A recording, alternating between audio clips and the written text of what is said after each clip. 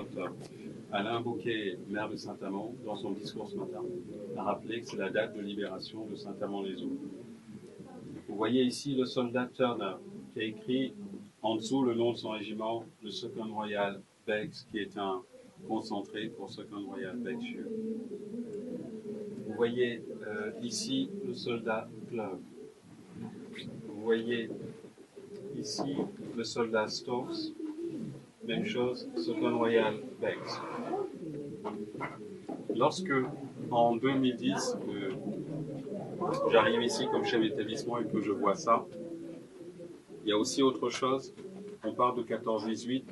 Vous voyez ici 1986. Ça n'a rien à voir. Vous voyez ici 1936. Ça n'a rien à voir. Donc la première chose, je mets en place une commission. Et la première chose que je leur demande, c'est est-ce que c'est vrai, est-ce que c'est faux? Quelle est l'histoire derrière? Quelle est la réalité historique de tout ça? Nous avons l'aide j'en parle au maire de Saint-Amand, qui nous envoie une historienne, amandinoise, qui va venir, qui va faire des photos, qui va travailler avec les logiciels d'histoire, tout ça, et qui va nous confirmer au bout de quelques mois que l'histoire est vraie. Donc, vous voyez, je suis en train de vous dire qu'on a commencé à travailler en 2011. On est capable de vous accueillir en 2018, parce que ça n'a pas été facile. La seconde difficulté qu'on a rencontrée, c'est le fait que les 7 soldats dont les inscriptions sont ici ont survécu. J'explique pour les plus jeunes, quand une guerre se termine, toutes les armées font ça, elles vont démobiliser un certain nombre de personnes. L'armée n'a plus d'informations sur cette personne, ne va plus les suivre. Donc lorsque moi j'écris au 24 Field Hospital, qui est le régiment qui a repris les 2 autres régiments, forcément on me dit, monsieur le directeur, on n'a pas d'informations sur ces soldats-là, ils ont été démobilisés à telle date, point. Or, moi je cherchais 2 choses. La première chose, c'était qu'on trouve les familles. Quand je suis arrivé ici, que j'ai vu ça, je suis arrêté ici la première fois, ma première pensée, ça a été les familles de ces soldats. La deuxième chose, c'est qu'on ait une école, qu'on puisse faire de l'éducation. On emmène les élèves sur des théâtres d'opération en France, à l'étranger, et on a un lieu de mémoire ici, voilà, qu'on puisse faire de l'éducation.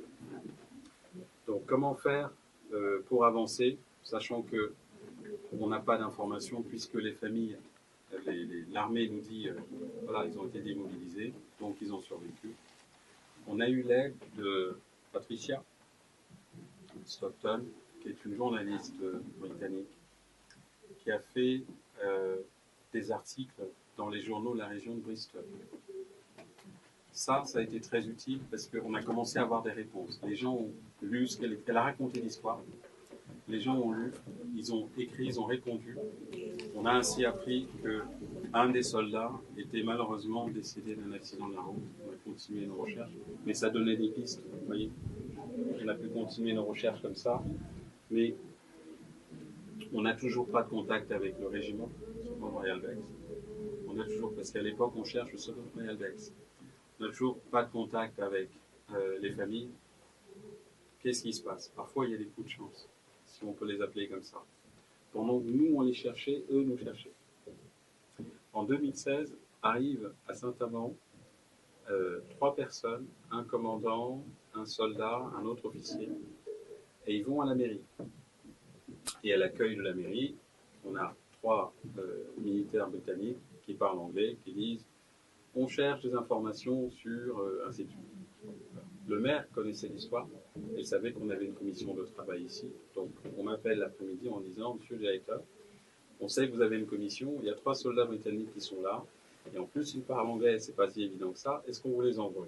Oui, je les ai reçus de suite. Et c'est avec ces 3 soldats-là qui sont venus ici, j'étais très ému de voir ça, parce qu'eux aussi cherchaient. Leur recherche a abouti là. Mais, monsieur le directeur, si vous permettez, avant vous, personne ne s'était aperçu de l'existence de ce livre? Si, madame. Ça se transmettait de directeur en directeur. Ah, mais On n'emmène pas. Personne ne se posait la question. Oh, vous savez, comme j'ai dit au journaliste qu'il a publié dans la presse, moi j'ai des parents, des arrière-grands-parents qui ont été sur différents théâtres d'opération. Et bien sûr, je me suis mis à la place des familles. Et puis, un chef d'établissement est très occupé, il y a beaucoup de choses à faire. C'est pas évident, c'est un concours de circonstances qui fait que c'était possible. Ça vient aussi avec le moment où on nous demande de mettre l'accent sur le devoir de mémoire aussi, ce qu'on ne demandait pas toujours avant. Juste à la fin de la guerre, personne ne serait intéressé à ça. On n'avait qu'une seule envie, c'était fini, on ne voulait plus en entendre parler. Personne ne voulait plus parler de ça. Okay. Il faut un petit délai pour qu'on commence à se dire, on va quand même regarder ça. Donc c'est normal en même temps. Excuse-moi, Doctor. Today, Yes. which family was here? Ah, the family of the soldier Mallet. Ah, I see. Il y avait, there was today, I think they are still there, I don't know, the family of, I think, 3 or 4 soldiers, but I don't have exactly all the information. But the Malek. The Mallet family was here. Yeah. There. Okay. Ouais. Donc c'est un peu ça. Il y a un moment où on dit qu'il faut mettre l'accent sur le devoir de mémoire. On demande aux établissements scolaires de le faire, alors que peut-être par le passé on ne le demandait pas forcément. Donc tout ça c'est un concours de circonstances qui arrivent ensemble et qui font que... Donc Patricia Stockton va beaucoup nous aider avec ses articles. Les soldats qui sont venus ici vont nous aider du coup parce qu'on va décider ensemble qu'on va faire ça. Et je dis en même temps qu'ils ont tenu parole. Vous voyez comment... Là, les Britanniques ont tenu parole. On s'est dit comme ça, verbalement, on va le faire, et ils sont là. Alors que ceux qui sont venus sont partis à la retraite, mais ceux qui ont pris la suite ont tenu la parole qui avait été donnée. Dans les mémoires. Dans les mémoires, c'est ça. On n'a toujours pas de famille. L'autre chance qu'on a eue, c'est que je recrute un professeur de néerlandais qui se trouve être Monsieur Labruyère qui fait l'exposition à côté ici. Et Monsieur Labruyère est un ancien officier de l'armée néerlandaise, et ça c'est très utile, en plus de ses connaissances au niveau des langues, parce qu'il fait quoi?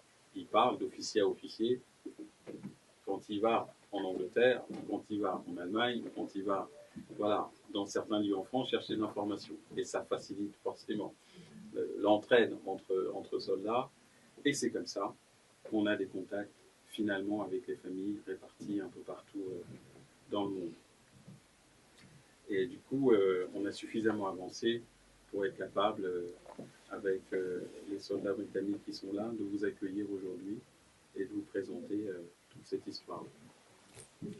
Qu'est-ce que nous allons faire par la suite? Nous allons protéger ça, certainement par un coffre vitré ici. Nous allons élargir un petit peu la porte là et mettre une paroi vitrée.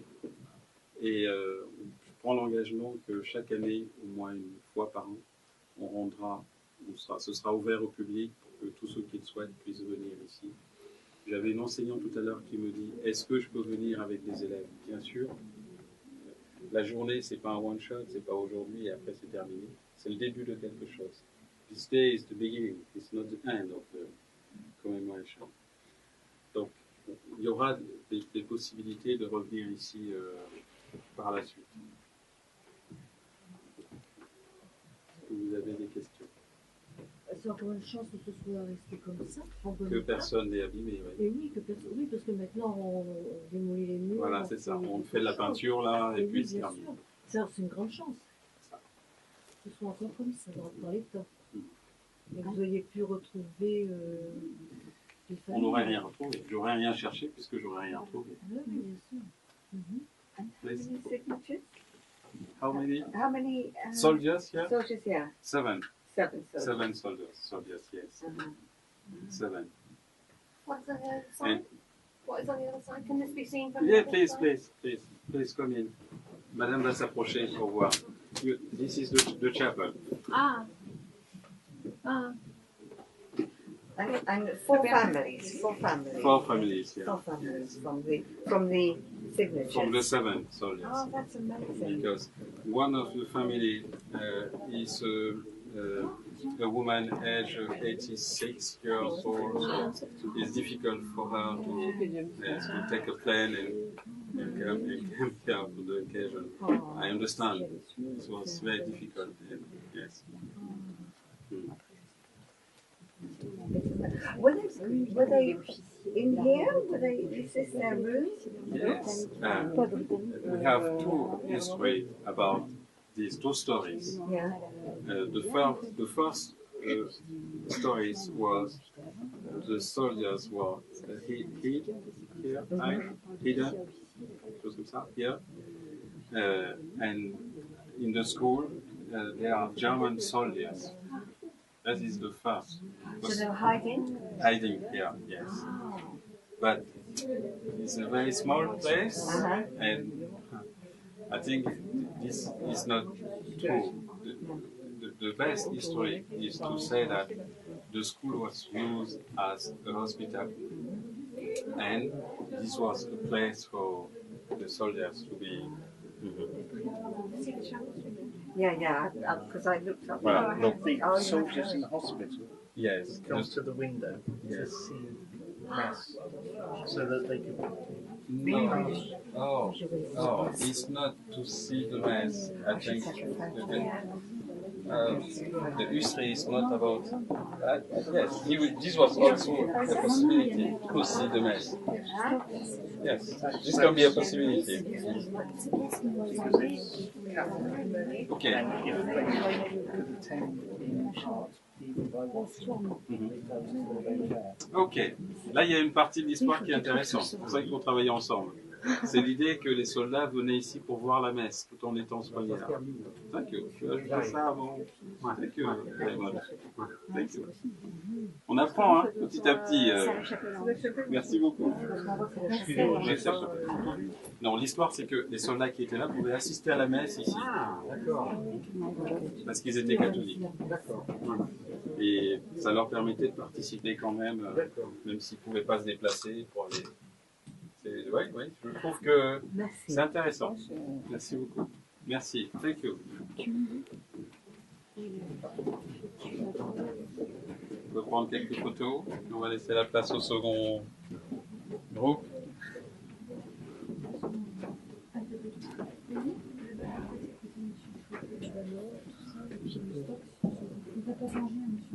Ben non. Fais juste attention, il y a une. Oui, j'ai mangé cet après-midi, j'ai plus faim. Peut-être soif, mais pas faim. Ah si, j'ai ce qu'il faut là. Là, je vois ça. J'ai un comité qui m'apporte du ravitaillement. Attention à la tête. Merci à vous. Et le groupe d'après, c'est arrivé. C'est encore des photos